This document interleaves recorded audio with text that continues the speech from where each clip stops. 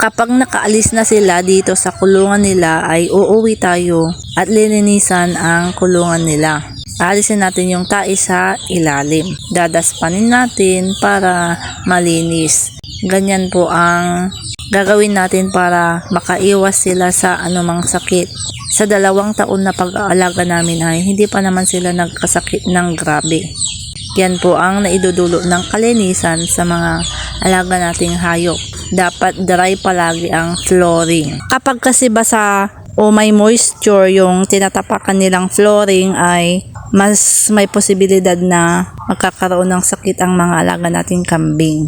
So ngayon, ipapastol na natin sila. Unahin natin itong mga mas bata para hindi magulo. Huwag niyo pong kalimutan na i-subscribe ang aking channel. Maraming salamat po. Happy farming, happy good farming sa inyong lahat.